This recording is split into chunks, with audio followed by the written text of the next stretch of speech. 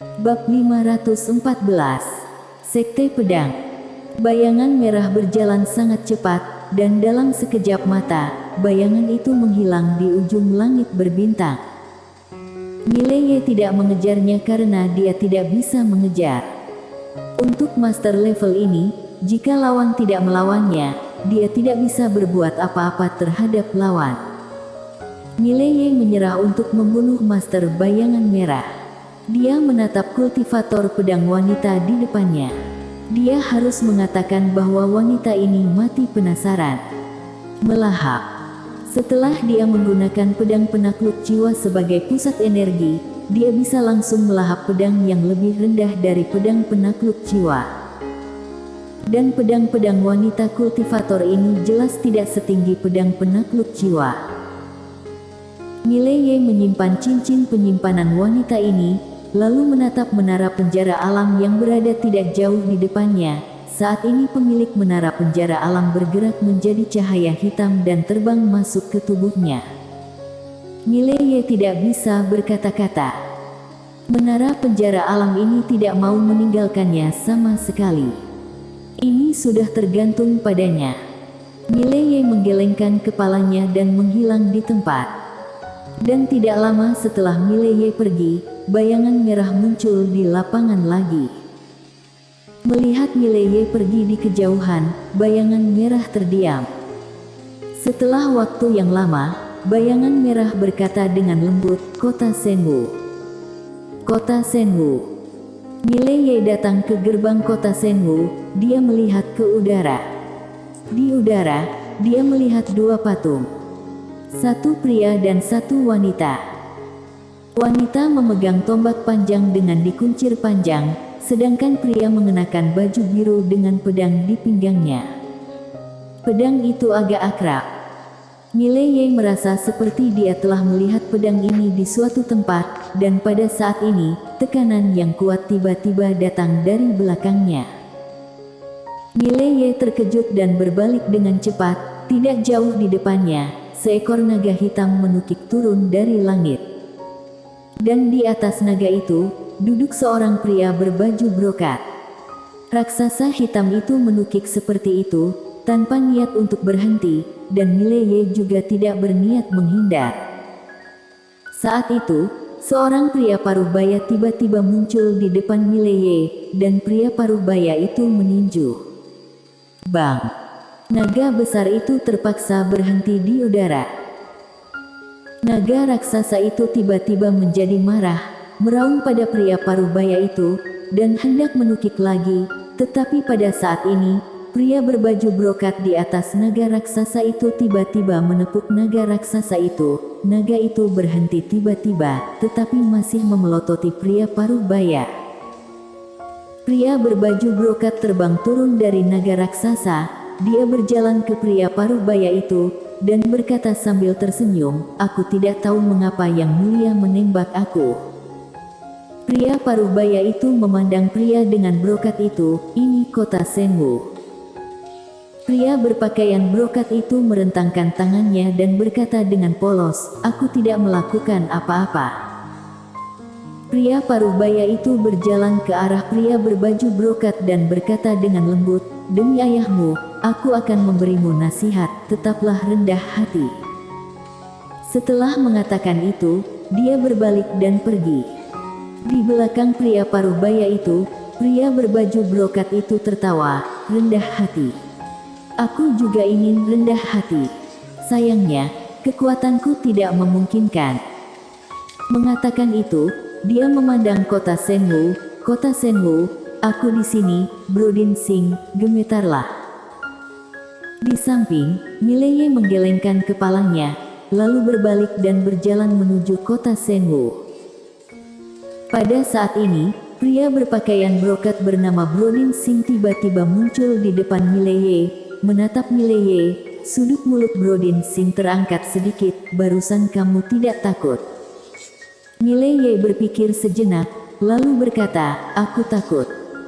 Mata Brodin Singh sedikit menyipit, "Kalau takut, kenapa kamu tidak lari?" Mileye berkata, "Terlalu gugup, aku lupa." Brodin Singh tertegun, lalu tertawa. Dia menepuk bahu Mileye. Aku masih kekurangan adik laki-laki, kamu bisa menjadi adik laki-lakiku. Mileye. Brodin Singh berkata dengan suara rendah, kenapa kamu tidak mau? Mileye menggelengkan kepalanya, apakah ada untungnya? Keuntungan. Brodin Singh melirik Mileye, aku menerimamu sebagai adik, apakah kamu masih menginginkan keuntungan? Mileye berkata dengan tegas, tentu saja, tanpa keuntungan, bukankah terlalu memalukan? Selain itu, kamu tidak punya gengsi. Brodin Singh berpikir sejenak, dan kemudian berkata, apa yang kamu katakan juga masuk akal. Manfaat apa yang kamu inginkan? Mileye berkata, kakak atur saja. Sebuah cincin penyimpanan jatuh di depan Mileye. Mileye meliriknya, dan di antara cincin-cincin penyimpanan terdapat sejuta kristal murni ungu. Harus diakui bahwa ini sangat murah hati. Brodin Singh menepuk bahu Mileye dan tertawa, mulai sekarang, kamu adalah adik laki-lakiku. Jika kamu diganggu di kota Senwu di masa depan, laporkan namaku secara langsung. Setelah berbicara, dia berbalik dan terbang ke kota Senwu. Berdiri diam, Mileye mengangguk, aku pasti akan melaporkan namamu. Setelah berbicara, dia juga memasuki kota Senwu. Kota Senwu sangat makmur. Mileye menemukan bahwa ada sangat banyak kultivator pedang, dan setidaknya 4 dari 10 pejalan kaki di jalan adalah kultivator pedang. Dan mereka masih kuat. Mileye tiba-tiba penasaran dengan sekte pedang itu. Setelah bertanya, Mileye berjalan menuju sekte pedang. Beberapa saat kemudian, Mileye sampai di kaki gunung sekte pedang. Di kaki gunung sekte pedang, banyak orang datang dan pergi, semuanya adalah kultivator pedang. Tao pedang. Selama bertahun-tahun, tao pedang miliknya pada dasarnya berkembang dengan bebas, dan jarang mendapat nasihat dari orang lain. Oleh karena itu dia masih sangat merindukan sekte kultivator pedang semacam ini. Jika ada yang memberi petunjuk, di jalan tao pedang pasti bisa menghindari banyak jalan memutar. Mileye berjalan menuju gunung, dan ketika dia sampai di tangga batu di bawah pedang raksasa, seorang lelaki tua berpedang panjang di punggungnya menghentikannya. Lelaki tua itu melirik Mileye, kamu mau masuk sekte pedang? Mileye mengangguk. Lelaki tua itu menunjuk ke kanan, jika kamu ingin masuk sekte pedang, kamu harus lulus ujian terlebih dahulu. Mileye melihat ke kanan. Ada platform bundar besar beberapa puluh meter di sebelah kanan. Pada saat ini, ada kultivator pedang muda berdiri di platform bundar. Pihak lain sepertinya sedang menguji sesuatu. Mileye mengangguk kecil, lalu datang ke bawah panggung bundar. Dia mendongak dan melihat di atas panggung bundar, kultivator pedang muda bertarung dengan manusia kayu. Melihat manusia kayu ini, Mileye tercengang. Karena manusia kayu ini persis sama dengan manusia kayu di menara penjara alam miliknya. Namun, selain penampilan yang sama, ada perbedaan besar dalam kekuatan. Pria kayu di tubuhnya itu adalah bertarung langsung, dia sama sekali bukan tandingannya sekarang. Pada saat ini, pemuda di mimbar bundar tiba-tiba mundur lagi dan lagi. Ketika dia mundur ke tepi mimbar, dia berbalik, dan pedang di tangannya menebas pinggang lelaki kayu itu dengan sudut yang aneh. Bang! Pria kayu itu mundur lagi dan lagi.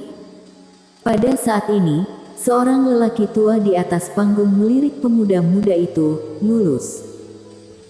Pemuda muda itu tampak lega, dan senyum muncul di wajahnya. Dia membungkuk sedikit kepada lelaki tua itu, lalu berbalik dan pergi. Melihat pemandangan ini, banyak orang di lapangan memiliki jejak kecemburuan di mata mereka. Sekte pedang. Sekte kultivator pedang terkuat saat ini. Selama kamu bergabung, tidak hanya memiliki sumber daya pelatihan, tetapi juga memiliki pendukung yang kuat. Dunia di mana master dihormati, pendukung sangatlah penting. Tak lama kemudian, satu persatu kultivator pedang naik ke panggung, ada yang gagal dan ada yang berhasil. Sekitar 1 jam kemudian, Mileye berjalan ke platform bundar. Pria tua di samping melirik Mileye, mulai. Mileye mengangguk. Saat Mileye mengangguk, manusia kayu di depannya tiba-tiba menyerang ke arahnya, tetapi detik berikutnya, semua orang tercengang. Karena pedang telah mencapai alis manusia kayu entah kapan. Di lapangan, semua orang memandang Mileye. Orang tua di samping juga menjadi sedikit serius pada saat ini. Karena barusan, dia bahkan tidak melihat bagaimana Mileye menggunakan pedangnya. Pedang yang sangat cepat. Dengan gerakan tangan kanan Mileye, pedang itu terbang kembali di depannya, dan kemudian dia menatap lelaki tua itu. Orang tua itu terdiam sejenak, lalu berkata, "Kamu ikut aku." Setelah mengatakan itu, dia berbalik dan pergi. Mileye mengikuti. Di lapangan, semua orang saling memandang. Kalangan atas. Mileye datang ke sekte pedang kali ini, dia tidak berencana untuk menyembunyikan kekuatannya, karena dia tahu betul bahwa dalam waktu singkat, manajemen puncak sekte pedang mungkin akan tahu tentang dia. Dan, dia tahu betul bahwa semakin kuat dia menunjukkan kekuatannya, sekte pedang akan semakin menghargai dia. Setelah beberapa saat, lelaki tua itu membawa Mileye ke aula besar, dan lelaki tua itu memberi sedikit hormat ke aula. Setelah beberapa saat, sebuah suara datang dari aula, "Masuk." Orang tua itu memandang Mileye, Mileye sedikit mengangguk, dan berjalan masuk. Aula itu sangat kosong, hanya ada satu pria paruh baya. Pria paruh baya itu melirik Mileye, dia bilang, "Kamu hebat. Buktikan padaku." Mileye mengangguk, dia menatap pria paruh baya itu, detik berikutnya, 2 pedang terbang diam-diam muncul di sisi kiri dan kanan pria paruh baya itu. Pada saat ini, sebuah pedang tiba-tiba muncul di tangan pria paruh baya itu. Detik berikutnya, dia menebas ke kiri dan ke kanan, dan 2 sinar pedang Mileye langsung terputus. Tetapi pada saat ini, Mileye tiba-tiba muncul di depan pria paruh baya itu, dan dia menebas pria paruh baya itu dengan pedangnya. Pria paruh baya memegang pedang untuk menangkis secara horizontal. Bang! Saat pedang Mileye menebas, pria paruh baya itu langsung mundur, tetapi berhenti dengan cepat, dan tepat saat dia berhenti, 2 pedang terbang tiba-tiba muncul di belakangnya. Wajah pria paruh baya itu sedikit berubah, dan saat dia berbalik, sepotong sinar pedang bergetar. Bang! 2 pedang terbang Mileye dipentalkan. Di kejauhan, Mileye tidak menembak. Jika terus menembak, pria paruh baya itu akan kalah. Dia ingin membuktikan dirinya kepada sekte pedang, bukan untuk menyinggung orang. Pria paruh baya itu menyimpan pedang, dia menatap Mileye dengan tatapan bermartabat di matanya, "Pedang terbangmu sangat cepat." Mileye membungkuk sedikit, "Terima kasih atas pujianmu, senior." Melihat Mileye memberi hormat seperti itu, pria paruh baya itu mengangguk diam-diam di dalam hatinya, dan sekarang matanya menjadi sedikit lebih lembut. "Kamu sangat kuat, aku tidak punya apa-apa untuk diajarkan padamu." Berbicara tentang ini, dia berhenti sebentar, "Kamu ikut denganku." Dengan mengatakan itu, dia berjalan keluar dari aula. Mileye dengan cepat mengikuti. Pria paruh baya itu membawa Mileye ke puncak gunung belakang. Di puncak gunung belakang, ada gubuk jerami, dan di depan gubuk itu ada kebun sayur. Di kebun sayur, seorang lelaki tua sedang menanam sayuran. Super Master. Ini adalah kesan pertama Mileye ketika dia melihat lelaki tua itu. Siapapun yang menyapu lantai atau menanam sayuran seperti ini pastilah ahli yang tiada taranya. Pria Parubaya itu membawa Mileye ke pria tua itu, dan pria Parubaya itu sedikit membungkuk. "Tetua Tu, apakah paman seperguruan ada?" Orang tua itu meletakkan apa yang ada di tangannya, lalu menggelengkan kepalanya. "Aku tidak tahu kemana dia pergi. Ada apa?" Pria Parubaya itu mengangguk, dan dia melirik Mileye yang ada di sampingnya. Seorang pemuda muncul. "Sangat bagus, aku ingin merekomendasikannya ke paman seperguruan." Penatua Tu melirik Mileye, "Biarkan dia menunggu di sini." Pria Parubaya itu ragu-ragu, lalu mengangguk, lalu menatap Mileye.